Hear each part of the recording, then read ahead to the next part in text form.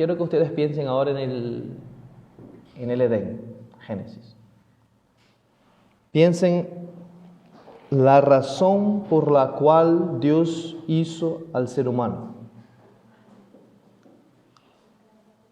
¿Por qué Dios o por qué razón Dios hizo al ser humano? Para conocerle, disfrutarle, glorificarle, servirle eternamente, ¿no? Este es el propósito original en la creación. El ser humano, en ese proceso de conocer quién es Dios y deleitarse en quién es Dios, pudiera vivir de forma plena, obedeciendo a Dios, sirviendo al prójimo.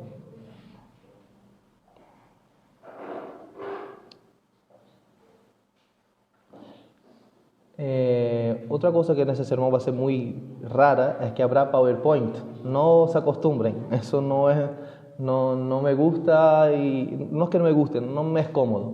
Pero como trataré muchos conceptos que quiero que se les quede y estén machacando, hoy sí les animo que no miren al texto y miren a la pantallita. Así que voy a pedir a Naomi que ponga la proyección.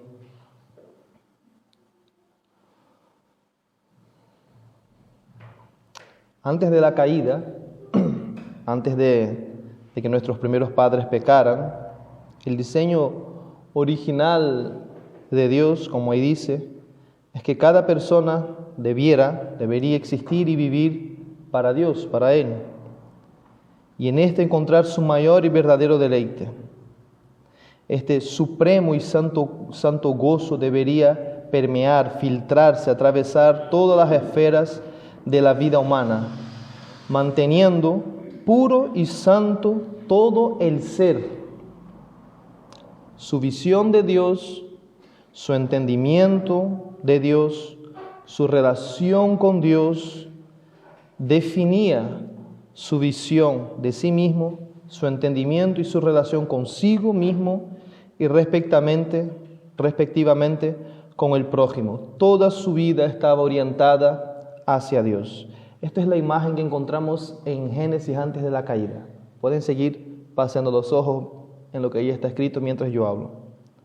Adán y Eva existían para deleitarse en Dios. Adán y Eva existían para conocer a Dios, disfrutar plenamente en Dios. Ellos tenían una relación perfecta con Dios, vivían en perfecta armonía con Dios y por lo tanto vivían en perfecta armonía uno con el otro y con toda su creación. No encontramos quejas, ni discusiones, ni conflictos, ni nada antes de la caída. Ellos vivían disfrutando a Dios y disfrutábanse mutuamente y a su creación y servían a Dios sin ninguna obligación, ninguna imposición, sin que eso supusiera para ellos un problema, y se servían mutuamente de forma plena.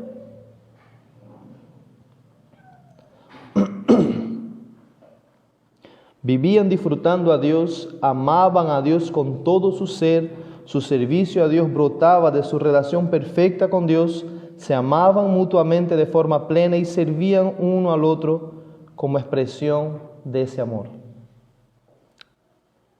Sigan pensando en el Génesis. ¿Qué pasa en la caída? En la caída entonces un nuevo propósito fue perseguido. Otra razón para existir fue grabada en el corazón del ser humano, en el corazón de nuestros primeros padres, y esa misma razón afectó a todos sus descendientes.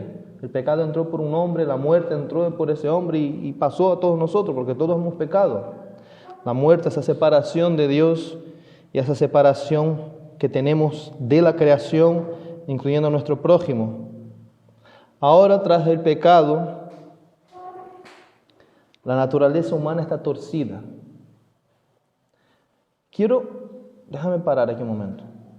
Quiero que ustedes me escuchen como si estuviéramos tú y yo solo aquí. Olvídate de los demás. Estoy hablando a cada uno de ustedes directamente, ¿vale?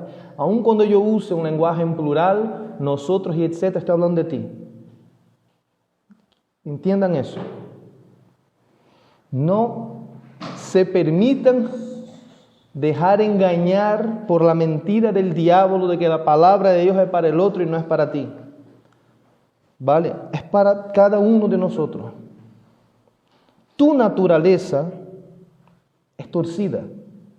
Desde el núcleo de tu ser, eres un ser torcido, pervertido, como dice la teología reformada, totalmente, radicalmente perverso. ¿Qué dice Emerson? Eso es lo que dice las Escrituras y eso vamos a estar meditando.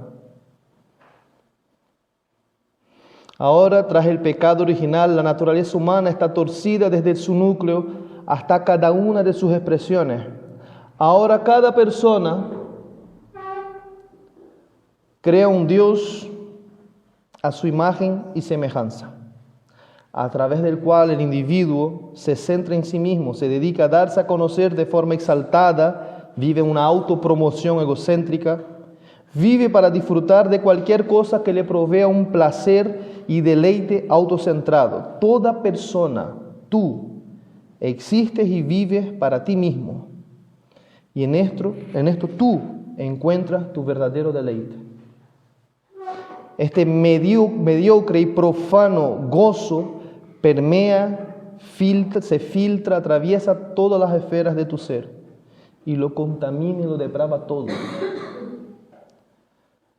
Tu visión de ti mismo, tu entendimiento de ti mismo, tu relación contigo mismo define tu visión de Dios, tu entendimiento de Dios, tu relación con Dios y de igual modo, respectivamente, con el prójimo. Toda tu vida está centrada en ti mismo. Emerson, fuiste a Málaga y volviste peor. ¿Qué te pasó? Tranquilo, tranquilo.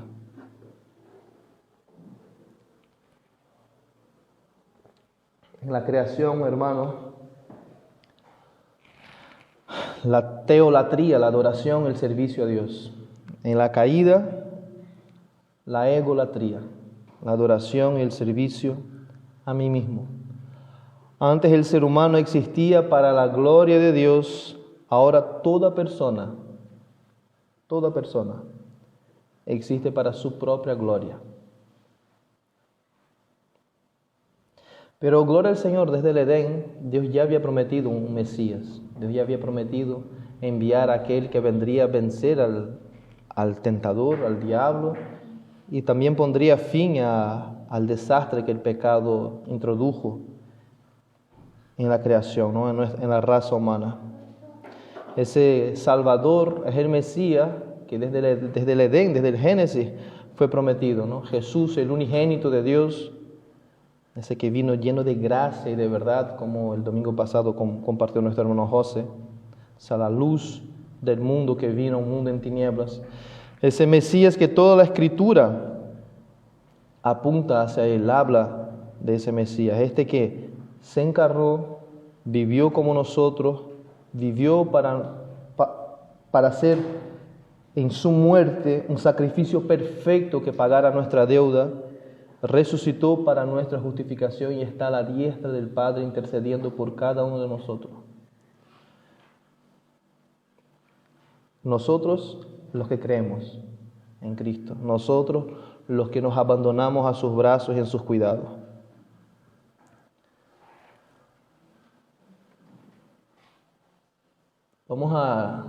Vamos a pensar entonces. Dios crea todas las cosas para compartir con su creación quién Él es, la maravilla más maravillosa del universo.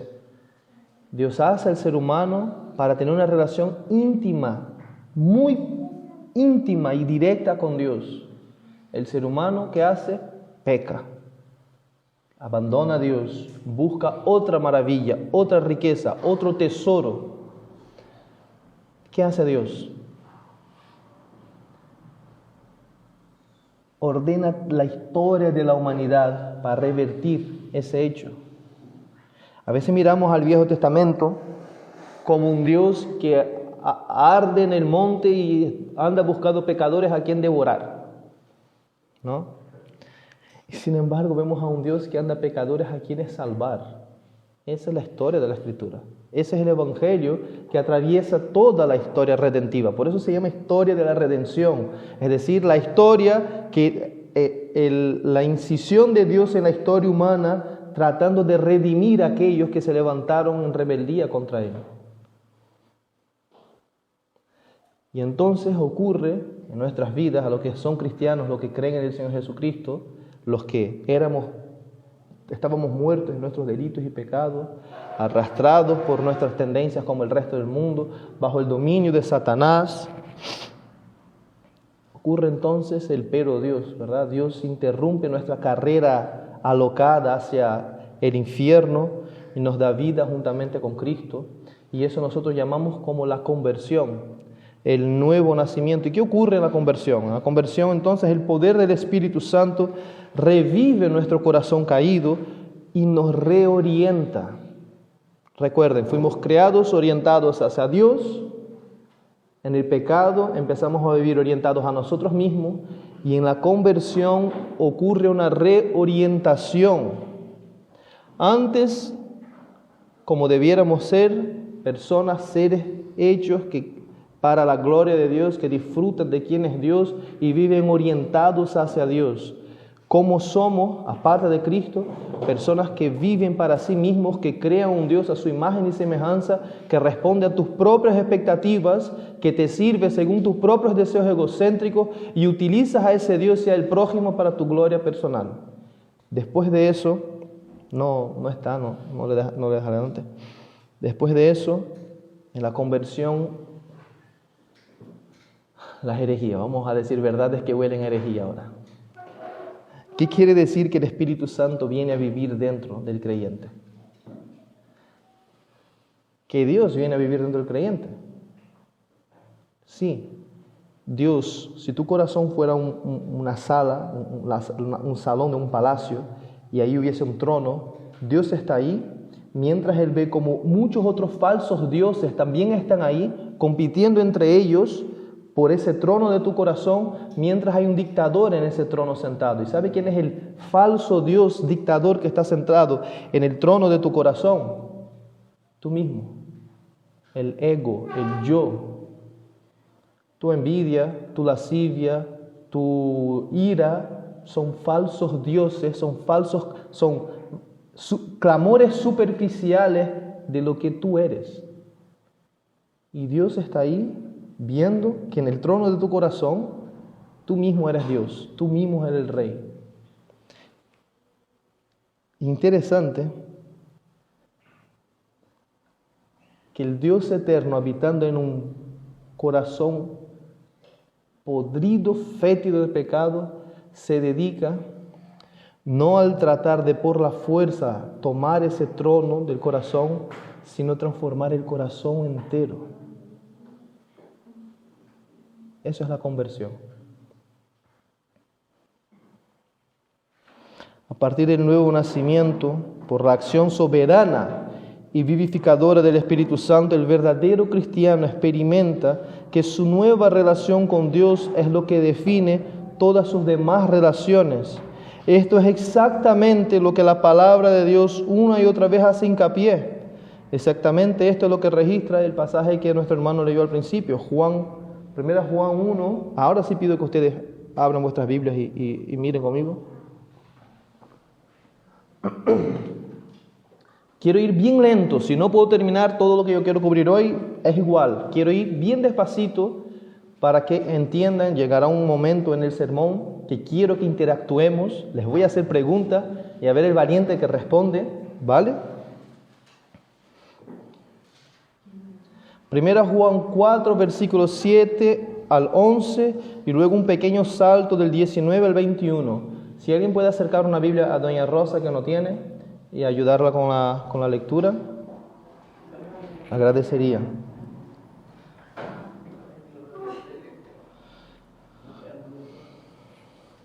1 Juan 4, del 7 al 11 y 19 al 21.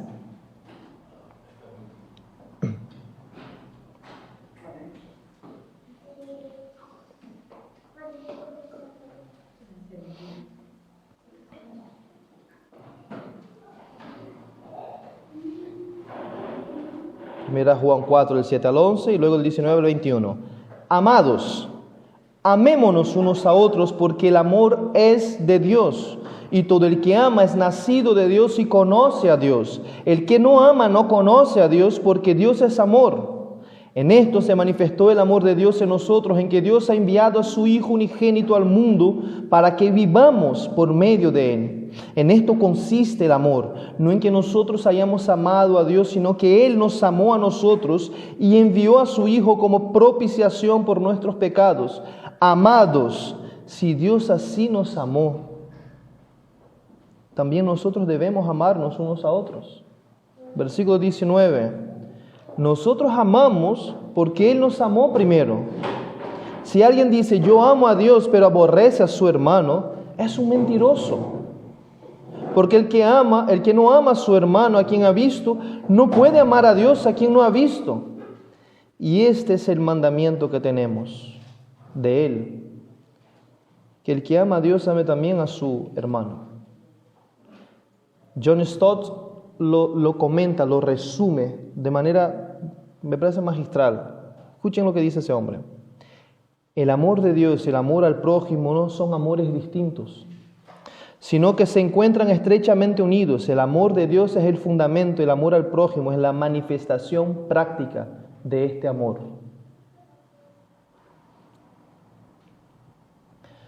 La forma eficiente, mejor manera de que tú puedas diagnosticar tu estado espiritual, y pido que tú te detengas y pienses en lo que voy a decir porque es muy serio. La mejor forma de diagnosticar tu estado espiritual, tu salud espiritual, tu madurez espiritual, tu nivel de santidad, tu comunión con Dios, no es contabilizando las horas que tú pasas de rodilla orando. No es contabilizando la cantidad de páginas de la Biblia que tú cubres en una lectura diaria. No es contando cuántas personas tú evangelizas al día. No es la cantidad de días que tú ayunas. Tú puedes hacer todas esas cosas y pecar haciendo todas ellas y estar totalmente centrado en ti mismo haciendo cada una de esas cosas. Puedes ofender a Dios continuamente teniendo una vida de obediencia cristiana. Según las Escrituras, según lo que hemos leído aquí ahora, la mejor forma de diagnosticar tu estado espiritual es pensar cuánto estás amando al prójimo. ¿Qué dice Emerson? Sí, tu amor al prójimo deriva del amor que tú tienes por Dios, es lo que hemos acabado de leer. De modo que tu nivel de comunión con el prójimo es directamente proporcional al nivel de tu comunión con Dios. No hace falta que respondan, pero ¿qué tal? ¿Cómo va el diagnóstico? Y muy brevemente, comunión con el prójimo no es llevarse bien con aquellos que me caen bien. Jesucristo dijo, mira, eso los hijos del diablo hacen lo mismo. Se llevan bien con quien les cae bien. Comunión, y vemos en la Escritura, aquí en 1 Juan, y podría citar varios otros pasajes, que la comunión que debe haber entre nosotros, una comunión que brota del verdadero amor a Dios, es una comunión que se manifiesta en amar a aquel que me toca las narices. Es amar y servir a aquellos que no sirven a mis intereses egocéntricos. ¿Quién hizo eso? Dios. Si nosotros amamos, debemos amar al prójimo. Si yo digo amar a Dios y aborrezco a mi hermano, soy un mentiroso, dice la Escritura. ¿Y quién es el padre de la mentira? El diablo.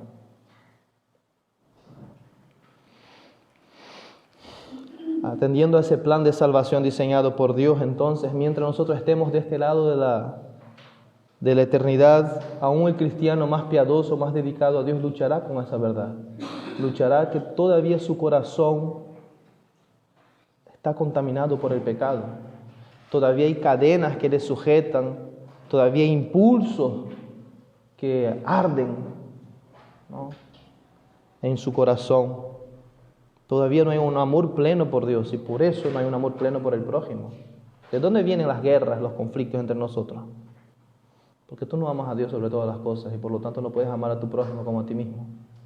Básico. No hay que complicar, esa es la razón.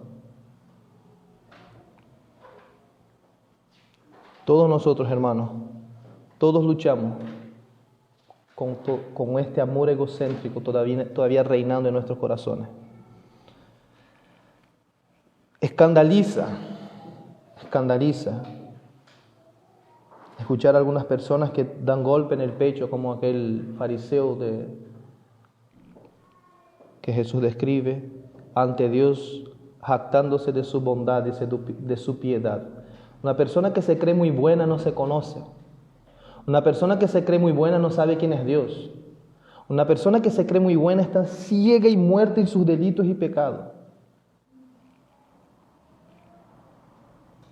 Y aún, hermanos, que el cristiano verdadero vive en ese estado de santificación progresiva, vive la realidad de que tanto la experiencia que corrobora esto, la escritura que lo apunta, y nuestra propia experiencia personal, los hechos, lo hacen evidente, indiscutible, vive esa tensión en el corazón.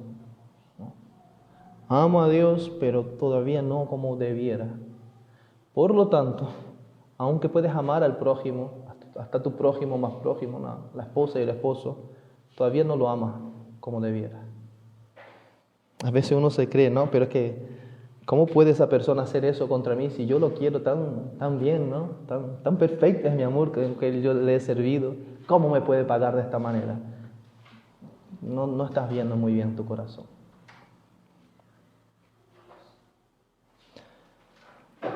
Ahora, hermanos, yo les dije que ese sermón es muy atípico, no estoy versículo a versículo, es muy distinto, ¿no?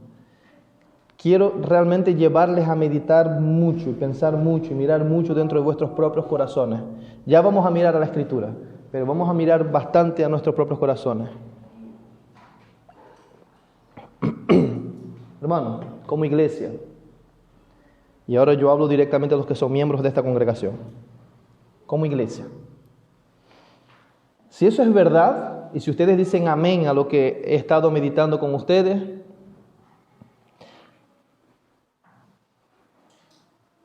consideren aquellas preguntas de allí.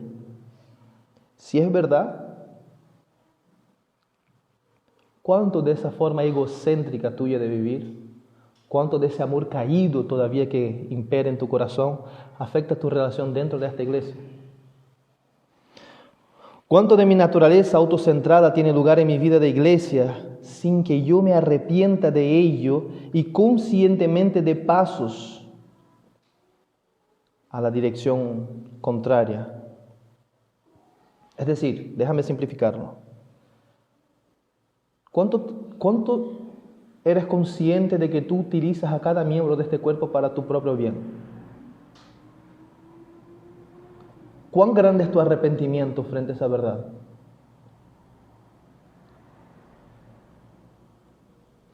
Hacemos lo mismo que cualquier no convertido. Lo único que ahora, en la mayoría de las veces, lo maquillamos con doctrina, nuevo lenguaje y diferentes lugares y agendas, pero seguimos dando vueltas sobre lo mismo. Examínate, no sé si esa parte sí, examínate por unos segundos y trata de discernir cuánto de tu relación con Dios, voy a leerlo despacito, cuánto de tu relación con Dios y con esta iglesia es simplemente un modo más a través del cual tú sigues viviendo para ti mismo. Los próximos sermones vamos a ahondar más sobre esto. Ese es un sermón introductorio. No vamos a seguir por aquí. Vamos a pensar una vez más en Efesios, considerando todo lo que hemos dicho, ¿vale? La segunda parte de Efesios pasamos, como les dije antes, entonces a ese modo imperativo en el que el Espíritu Santo, inspirando a Pablo, indica entonces a sus lectores la manera de vida correcta de vivir a la luz del Evangelio. Entonces nosotros encontramos con los mandamientos del Evangelio. Yo voy a leer, ahí está, algunos de esos mandamientos que nosotros encontramos en Efesios, ¿vale? Voy a hacer una breve pausa en la medida que voy leyendo y yo quiero que cada uno de ustedes imaginen, monten una imagen en vuestra mente. Monte una imagen que responda a la siguiente pregunta: ¿cómo debo yo obedecer debidamente a cada uno de estos mandamientos. Es decir, ¿cuál es la respuesta que encarna una obediencia que agrada a Dios a cada uno de esos mandamientos? Vamos allá.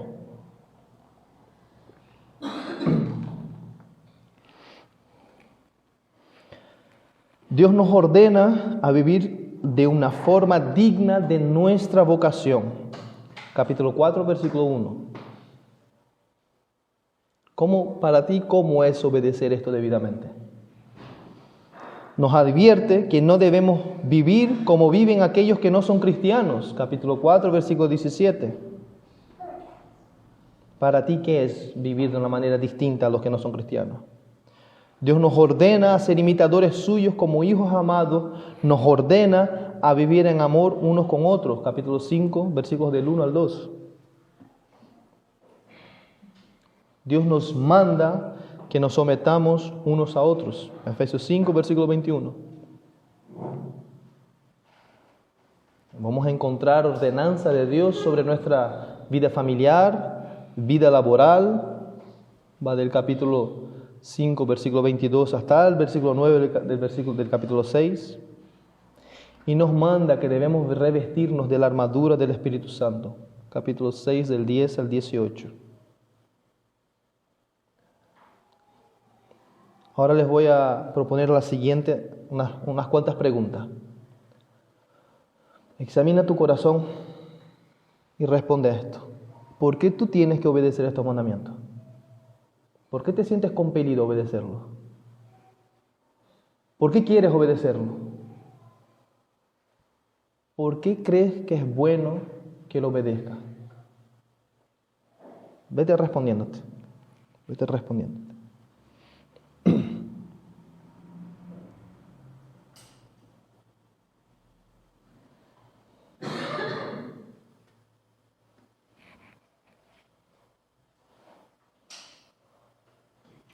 Hermanos, cuando miramos la Escritura en el Viejo Testamento y en el Nuevo Testamento también, van a encontrar que para cada mandamiento que la Escritura nos da, la Escritura nos garantiza un resultado, una recompensa.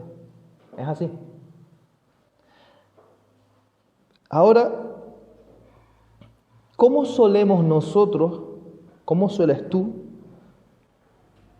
actuar o reaccionar frente a mandamientos y recompensas? Hemos visto un par de mandamientos. En la Escritura, a cada mandamiento, normalmente a cada mandamiento hay una recompensa.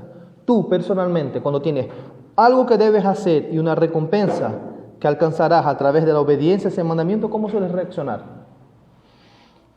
Todos los que son padres aquí saben muy bien cómo funciona eso. Y cómo es que yo estoy seguro que ustedes saben cómo el corazón humano reacciona a mandamientos y recompensas.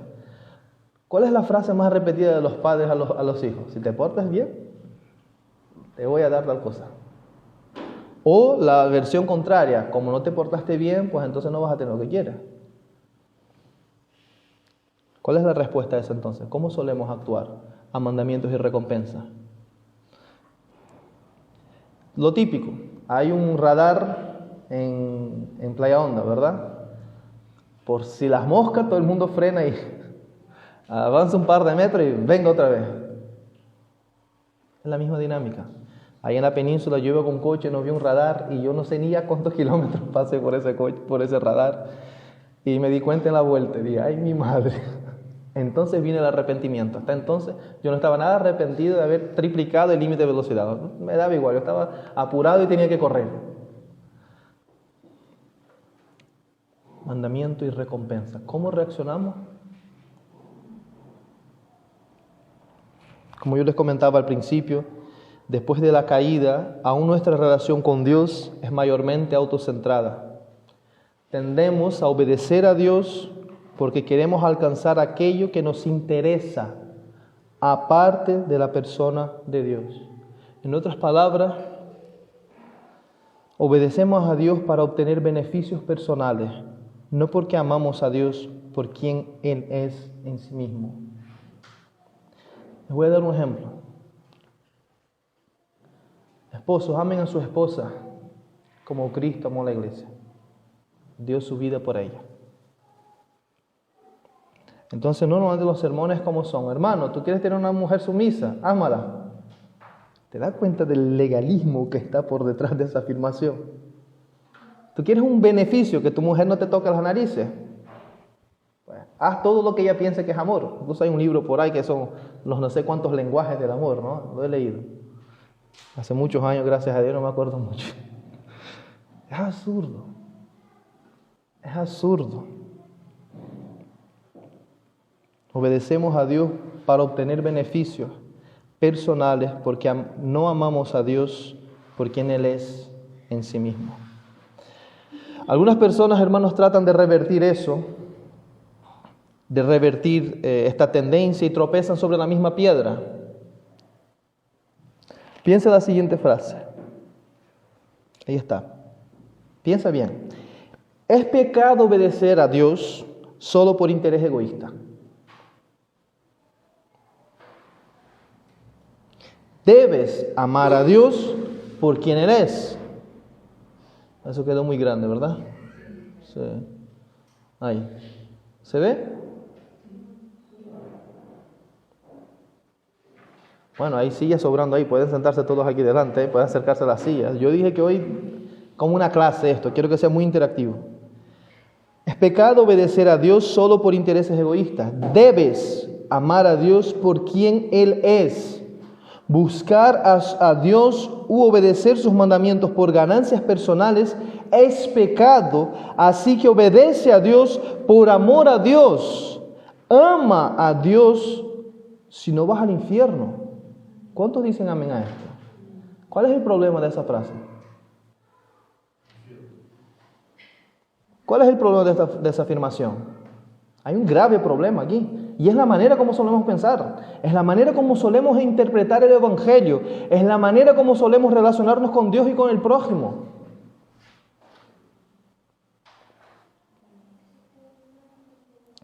Sin querer ser exhaustivo, no pretendo decir todo lo que se puede decir sobre esto, pero fíjense en el detalle. Creo que, dale, adelante, no, ok. La pescadilla que se muerde la cola. Fíjense en el detalle. Esta frase trata de combatir la tendencia egocéntrica y legalista al obedecer a Dios, ordenando a una persona que cambie de actitud sin cambiar la motivación de fondo. Es paradójico y lo es, nos hace un cortocircuito en la cabeza. Se dice que se debe amar a Dios por quien Él es, en sí mismo, pero al mismo tiempo te insta a obedecer a Dios para evitar el castigo o para conseguir recompensas, que podría ser la gloria eterna, o tener un buen matrimonio, o tener hijos que crezcan en los caminos del Señor, o lo que sea. ¿Se dan cuenta cómo es un ciclo vicioso? Lo que sugiere que nuestra motivación personal sigue siendo el interés propio. Presten atención a la definición de Paul Tripp sobre el legalismo. El legalismo no trata realmente con el corazón. Trata de cambiar la conducta, no la motivación de la conducta. Trata de cambiar la acción, no la identidad del corazón. Y la Biblia dice que todo lo que hacemos en la vida es un reflejo de nuestro corazón. ¿Se dan cuenta del problema de esa frase? Piensen una vez más en los mandamientos que cité antes. Piensen en esa pregunta. ¿Cómo pueden obedecer debidamente a cada uno de estos mandamientos? ¿Cómo hacerlo? Examina tu corazón. Respondan a esas preguntas. ¿Por qué tienes que obedecer estos mandamientos? ¿Por qué quieres obedecer esos mandamientos? ¿O por qué crees que es bueno hacerlo? La tercera pregunta, ¿cuán legalista ha sido tu respuesta a estas preguntas? O voy a plantear la pregunta de otra manera. La respuesta de tu corazón a esos mandamientos, a los mandamientos de Dios, está más enfocada en ti mismo o en Dios y en los demás. Ahora sí, vamos al texto del sermón. No era la introducción, hermano, estoy terminando ya, ¿vale? Mateo 22, 34 al 36, no va a aparecer ahí. Ahora sí, ojos en el texto. Ojos puestos sobre el texto. Espero que ya vayan viendo por dónde van los tiros, ¿no? Vayan, realmente, yo no quiero que ustedes vayan viendo por dónde van los tiros, yo quiero que ustedes ahora mismo se sientan arrinconados. Es decir, pero me estás machacando, ¿qué es todo eso? Mateo 22, 34 al 36. Los fariseos, los saduceos, se agruparon al oír que Jesús había dejado callados a los saduceos. Uno de ellos, de los fariseos, intérprete de la ley, para poner a prueba a Jesús, le preguntó, vamos a parar aquí, fariseos y saduceos, religiosos, gente que era bien vista por el pueblo y por los gobernantes. Los saduceos eran aristócratas que eran bien vistos por los gobernantes. De hecho, el gobierno romano favorecía a esas personas porque a través de la religión ellos ayudaban al opresor, en ese caso el Imperio Romano, a llevarse bien con los oprimidos, el pueblo judío. Y los fariseos, ellos eran el estándar de obediencia y santidad. Es decir, gente con poder económico y gente con poder religioso, lo que todo el mundo quería hacer. Si ustedes paran y leen luego en vuestra casa Mateo 22, todas las veces, el resumen de Mateo 22 es este: conflicto entre Jesús y los líderes religiosos de su época que intentaban desacreditar a Jesús y su mensaje. ¿Por qué? Porque justamente el mensaje de Jesucristo y el ejemplo de Jesucristo desmontaba ese imperio falso, hueco, legalista de ellos. Apuntaba al corazón de las personas, como nuestro hermano Joseph estuvo predicando, ¿verdad? El joven rico, él cumplía todo. Él era un ejemplo. ¡Oh, magnífico! ¿Quién soy? ¿Qué hace Jesucristo? ¡Pah! Al corazón. Mateo 22 trata de eso. Jesucristo lidiando con gente que se cree buena. De eso trata Mateo 22. Versículo 36. Ese fariseo, mira la motivación de su corazón. Probar a Jesús, tentar a Jesús, derrocar a Jesús. Maestro, palabras bonitas para quedar bien. ¿Cuál es el gran mandamiento de la ley? Y él le contestó: amarás al Señor tu Dios con todo tu corazón, con toda tu alma, con toda tu mente. Este es el grande y primer mandamiento. Y el segundo es semejante a este: amarás a tu prójimo como a ti mismo. De estos dos mandamientos depende toda la ley y los profetas. ¿Qué viene antes? ¿Amar a Dios o cumplir los mandamientos?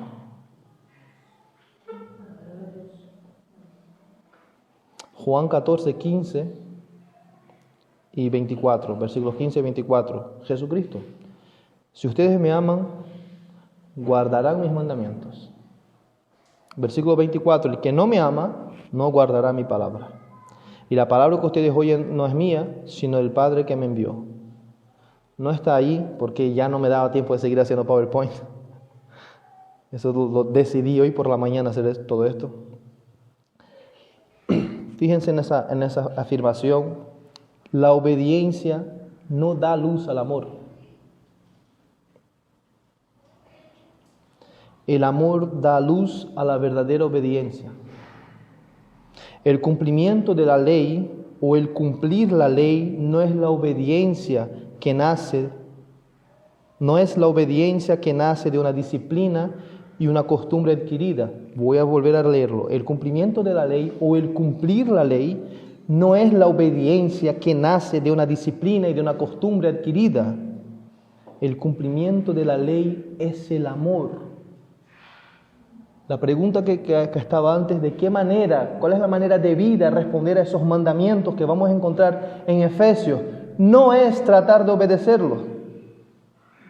No es tratar de esforzarte y resignarte y tengo que amar a mi esposa. Tengo que someterme a mi esposo.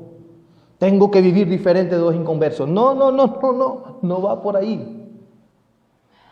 El cumplimiento de la ley es el amor. Esa es la forma de vida del cumplimiento. Pero asómbrense tierra. Levante la mano quien puede obligarse a amar. El mandamiento más grande es imposible de ser cumplido. Y esas cosas están en la Biblia. Romanos 13, 8 al 10. No deban a nadie nada, sino el amarse unos a otros, porque el que ama a su prójimo ha cumplido la ley. Wow. ¿Por qué esto? No cometerás adulterio, no matarás, no hurtarás, no codiciarás, y cualquier otro mandamiento en estas palabras se resume: amarás a tu prójimo como a ti mismo.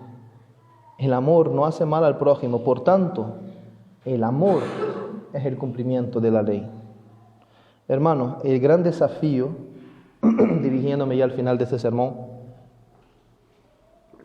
el gran desafío no es obedecer. Yo les animo que estén leyendo Efesios, sigan leyendo Efesios. Todas las veces que ustedes encuentren con esos mandamientos que te erizan los pelos y dicen, Dios mío, no puedo, el gran desafío no es obedecer, el gran desafío es amar.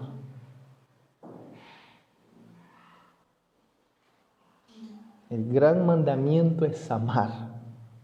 Sí, Emerson, pero amar está más relacionado con acciones que con sentimientos. Como decíamos ahí en Málaga, yo soy un nicolaíta, por lo tanto un seguidor de Nicolás Franchini, ojalá. Por lo tanto voy a abrazar la definición que él presenta en su libro Cambios Profundos, que el que no ha leído le animo a que lo lea. ¿Qué es el amor? Es una respuesta de mi corazón a aquello que es precioso, que considera precioso, que tiene como precioso. Obviamente eso implica una actitud, una acción, pero el hecho de considerar algo precioso implica una apreciación, un sentimiento, un deleite. Por eso la obediencia adquirida y repetida no es el cumplimiento de la ley. El amor es el cumplimiento de la ley. Pero Emerson define este amor según las Escrituras. Lo leímos antes, vamos para allá. 1 Juan 4, 17 al 11.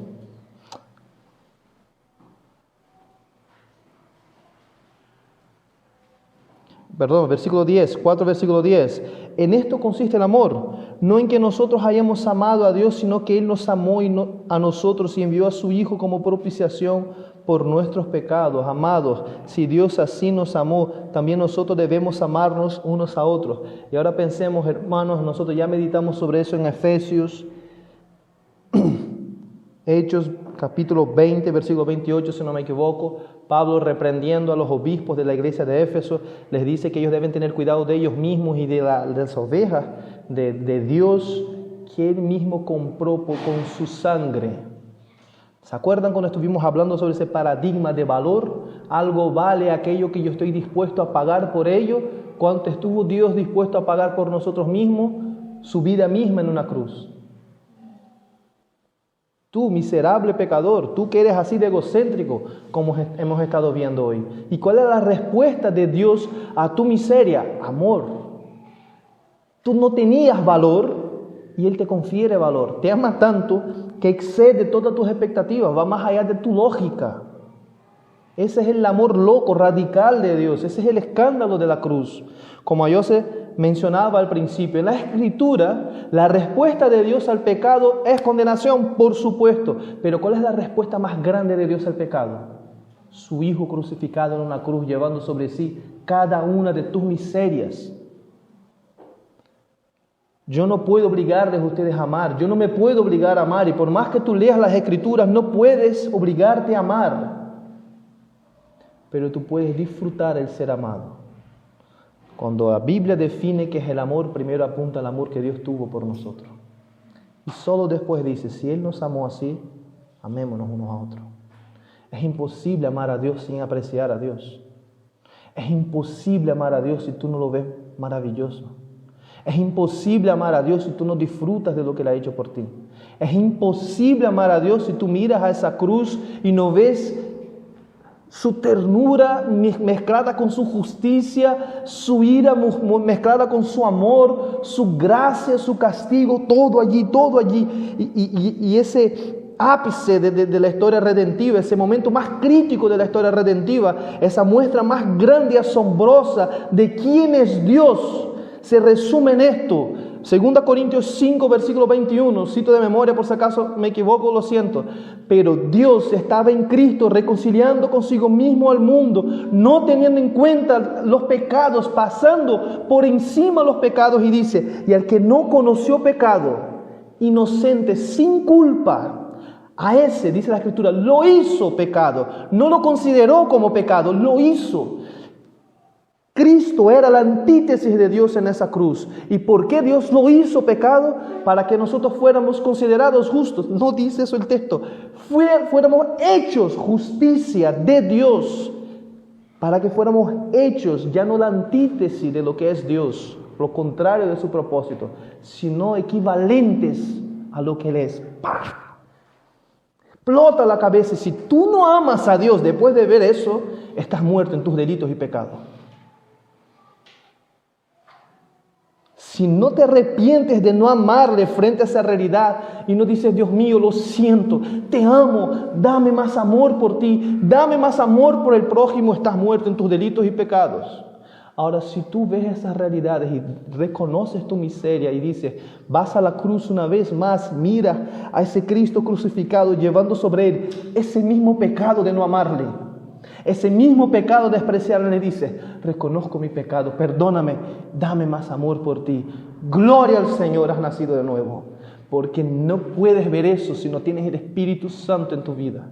No puedes amar a Dios sin el poder vivificador del Espíritu Santo, porque es un milagro. Leímos eso en Efesios, capítulo 1, versículo 19. Pablo está hablando, orando, pidiendo que Dios le revele la grandeza, la eficiencia de ese poder que obra en nosotros los que creemos, y luego describe la grandeza de ese poder. Cristo, Dios encarnado, wow, el Eterno se hizo hombre. Cristo, Dios eterno, el Padre eterno, el Padre el autor de la vida, crucificado. ¿Qué es esto? Cristo crucificado siendo resucitado. ¡Wow! Cristo crucificado siendo exaltado. ¡Gloria a Dios! Y más allá, ese Dios eterno siendo unido inseparablemente de su iglesia por la eternidad. Esa es la dimensión del poder y del amor de Dios para con nosotros. Eso es poder, hermano. Eso es espiritualidad. Eso es sobrenaturalidad. Eso es poder de Dios. Necesitamos ese poder. No es tus esfuerzos, es un milagro. Lo que tú necesitas no es hacer más, es rendirte más. Lo que tú necesitas no es esforzarte más por amar, es tratar de deleitar más a Dios. ¿Y cómo trato de deleitar? Dios, dame de ti. Déjame gustarte y ver cuán bueno eres. Déjame probar esas maravillas, esas delicias eternas que solo puedo encontrar en ti. Mi ser, Señor, tiene hambre y sed de justicia. Mi ser tiene sed. Dame de beber de tus aguas. Esto es lo que debes hacer. ¿Quieres amar? Ríndete a su amor. ¿Quieres amar? Ríndete a Él. Búscale a Él. Es un milagro lo que necesitamos, hermano. Es un milagro. Lo que yo quiero que ustedes entiendan es: desiste de tu justicia, desiste de tu obediencia, desiste de tus esfuerzos y agárrate a Cristo. Disfrútale. Es la única manera que tú puedes obedecer los mandamientos de Dios debidamente, amando. Y esto es lo que nosotros estaremos meditando en los siguientes sermones, antes de volver a Efesios.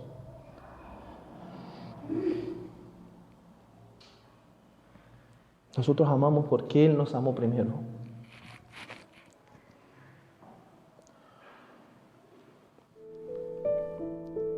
Vamos a orar.